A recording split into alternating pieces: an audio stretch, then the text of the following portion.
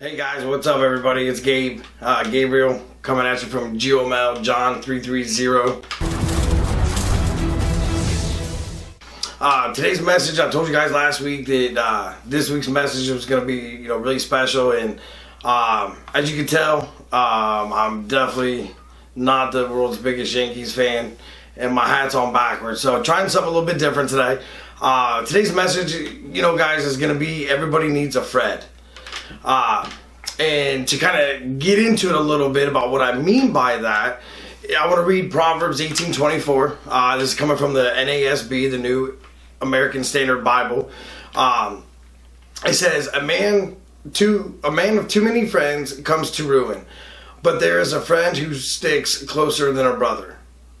So again, guys, today my message is everybody needs a Fred. Now, you're probably asking yourself, oh, who's Fred? You're Gabe.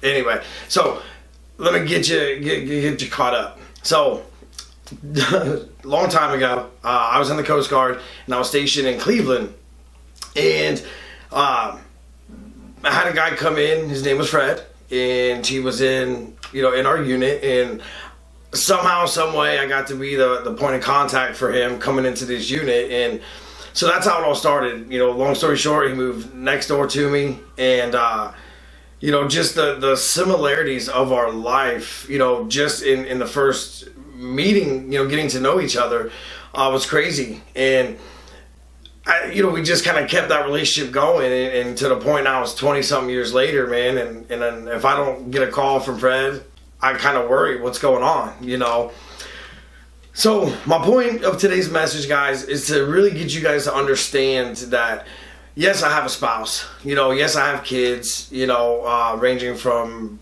4 to 24, 25. So, but in all reality, guys, we need that go-to person. And in my life, it's a Fred. All right. Fred, with Fred, one of the things is trust is a must. To have a friend that sticks closer to closer than a brother, you have to be raw, real, and upfront. And so the first thing of being raw, real, and upfront is trust. I have to know that, the person I'm putting my trust in, my vulnerability, or everything that I have besides my spouse, is my best friend, Fred. And, again, in that sense that I have to trust that he's going to not only have my best interests at heart. So if I call him up and I'm like, hey, dude, I think I was being a jerk to Heather, what do you think? And he'll be like, no, you're a jerk. You need to go apologize, So again, I have to trust that he's looking at the situation. Too many times I've seen in my, in my own life is that we talk to somebody that makes us feel good. And they tell us what we want to hear, and things like that. And that's never been my style, nor do I ever recommend that to anybody else. In that sense, you should always, want somebody to be upfront, even if it hurts, Between Fred and I, really our whole, kind of friendship, there's been no expectations on either one of us, other than just being open and upfront, and that's not only in our own lives, but it's also in each other's lives, but it's putting the interest of that other person first before my own. So for example, that's why I'm wearing the Yankees. So my buddy Fred just happens to be the, huge Yankees fan, and as you guys can tell from my hat, previously I'm a big Dodgers fan. So today's message, just to kind of prove my point, is I want to wear something to honor him in this video, because this video is about him. So, the one thing that Fred and I have always had is we've never had a need to be right. It's weird. I've had many friends in my life, and for some reason, I just feel like I have to be right. I have to, get them to change, their mind versus, over my mind. And, with Fred, it's never been like that. It's always just, in the moment, what does he need? What can I do? How can I help him? And really just, if it comes to something that we start even feeling like a little tension or a disagreement, we'll just, out of respect for each other, we'll just stop, And don't get me wrong, we've had heated discussions, so it's not like we avoid issues altogether. But we just realize we kind of check our hearts. We check our hearts, or I can speak for myself. I check my heart. Do I really need to be right? Or do I really care more about Fred and his friendship and what he means to me than this little conversation? And I feel like too many times in our life, we try to be right in this situation versus, the overall, health of the relationship.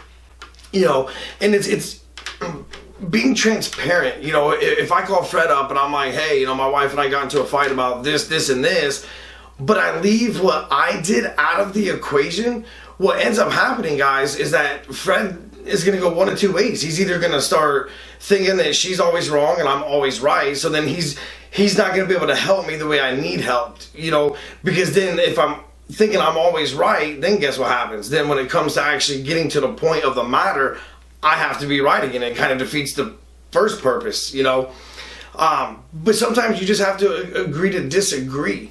If you get into an argument, or like not argument, excuse me, but if you get into a debate or a passionate issue, I have no problem with Fred in stopping that issue right then and there and changing subjects, or when my relationship with Christ started 5 years ago, and it's only recently that I've been able to open up to Fred and really kind of have confidence, because I never wanted that to be a reason that we don't talk anymore, don't talk as much, and just to share a story with you guys, since I gave my life to Christ, I understand, I have my own personal beliefs. I don't want to push those on anybody, but I like talking about it because it's something that I'm passionate about, and I've seen a change in my own life, but I don't want anybody to ever think I'm better than them, or I work harder, or I read more, whatever. That's just my own personal thing.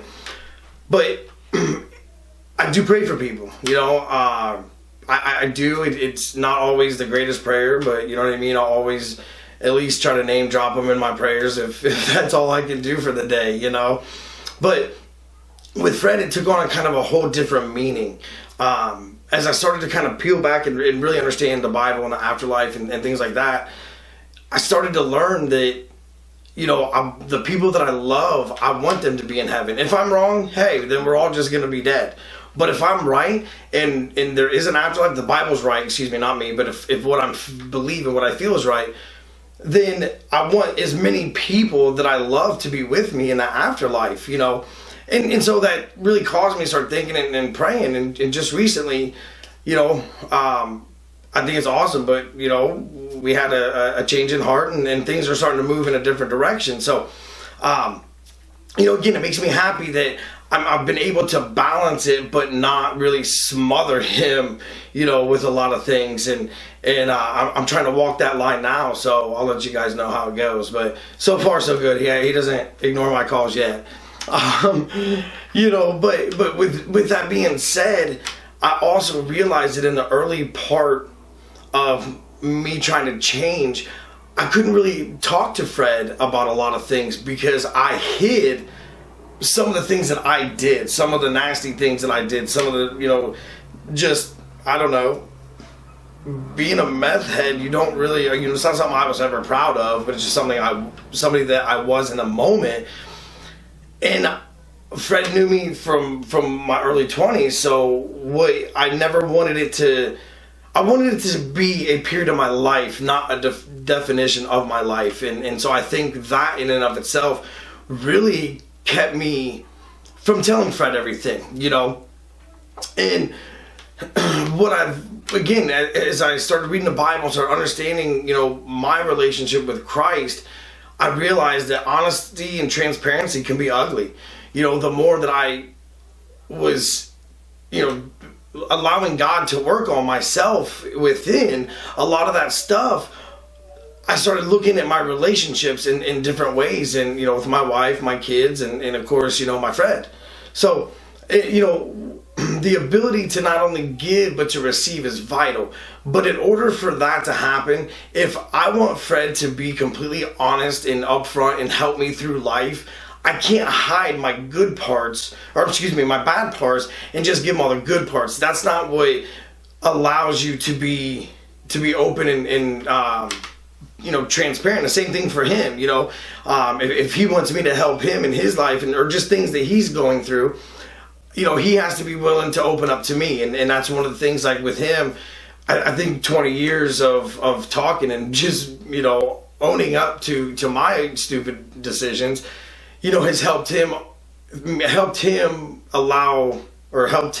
me to get through some of them things, but even though I really enjoyed, like I said, Fred and I, we talk every day, pretty much like schoolgirls, sorry again if I offend anybody, but we're just on the phone like, back in the day, anyway. But one of the things I understood, or I started to understand, once again, as I started peeling back the layers of myself, was I wasn't being 100% honest with Fred.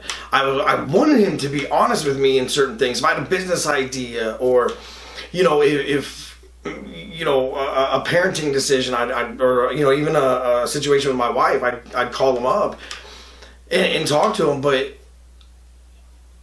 I couldn't trust him because I didn't give him all the information, and that ability to give and receive. So to give constructive criticism and receive constructive criticism is vital, because if it has to be done with truth and grace, and so I'm just, again, I really do believe that if you find a person that you can actually be vulnerable with, yes, your spouse, should be the number one, if you have a spouse or boyfriend or girlfriend, that should definitely be, the number one person that you go to. But I really do believe what happens is in relationships, again, in my own experience with my wife, is that if I tried to navigate it all on my own, I could never see her side. I needed somebody. I needed that honesty to say, no, Gabe, you are being a baby, or no, you shouldn't do this. And trust me, early on, I don't even know if my wife and I would be here together if it wasn't for Fred. That is how, he would drive from 3 states over to come and get me because I was just being a jerk and, doing stuff. And my wife just was like, he needs to leave. So, somebody that just drops everything. And I'm not saying that, to encourage, having them come 3 states. But, just the fact that it didn't matter. Whatever I needed, he dropped at the time, And the two parallels that I want to connect here, as I, wrap this message up, is I couldn't appreciate Fred without understanding and appreciating what Jesus did for me.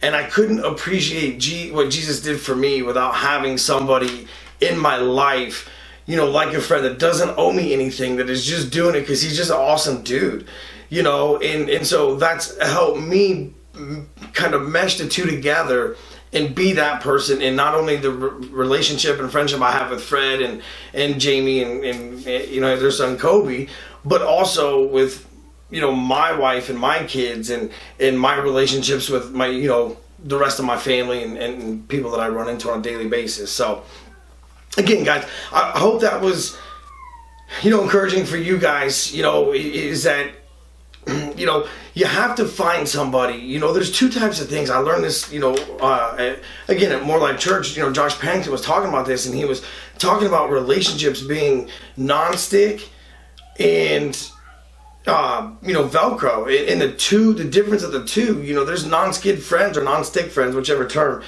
Ones that are there on the surface, and that's great. Hey, how you doing? I'm good. Okay, cool. And encouraging on the surface, but there's some friends, guys, if you ever take a look at Velcro under a microscope, like, it is all intertwined and it sticks, man.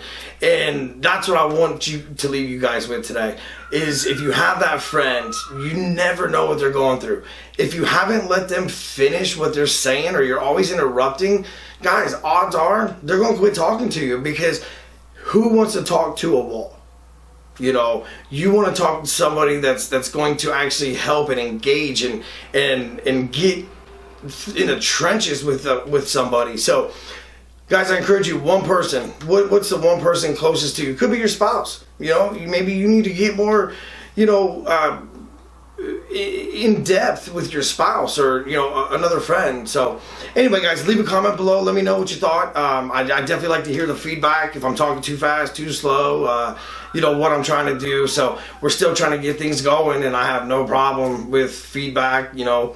But again, also comment below if you have somebody on your heart that you know, you want to use this, you know, YouTube comments, you know, as a starting point to say and say, hey, this is the person that I'm going to, you know, pay more attention to. I'm going to be that person that sticks closer than a brother, like Proverbs 18:24 says. So again, guys, I hope you guys have fun.